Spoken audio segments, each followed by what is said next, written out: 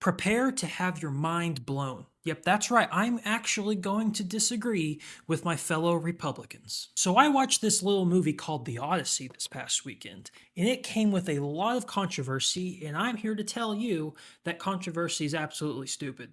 It's a growing trend these days in Hollywood where you're supposed to recast and race swap or add some sort of woke ideology to your movies. It happens quite a bit.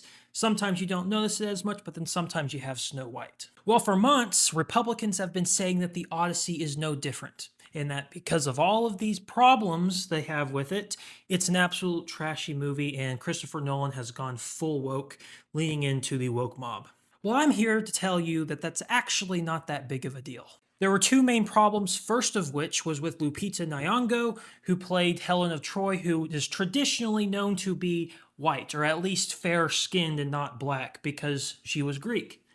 And Republicans are very angry with that because they're saying it's just a normal race swap like they always do.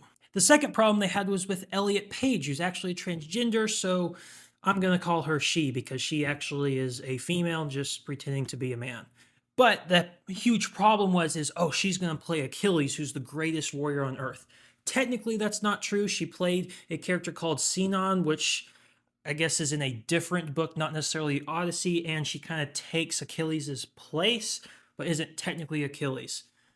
Anyway, not a huge deal. And when I say not a huge deal, I mean these two characters probably had a combined 5 minutes of screen time. So all of these Republicans who are saying they're going to boycott this 3-hour-long movie actually would be boycotting because they can't sit through 5 minutes.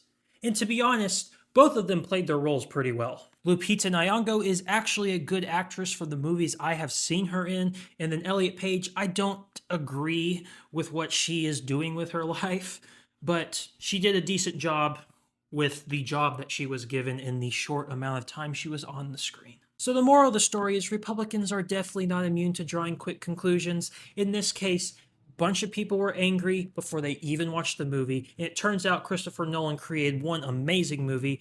Some people are saying it's the best he has ever made. Myself, still thinking about it, but it's still a really good movie. I'll also point out that a movie does not make this much money in its first weekend if it isn't amazing.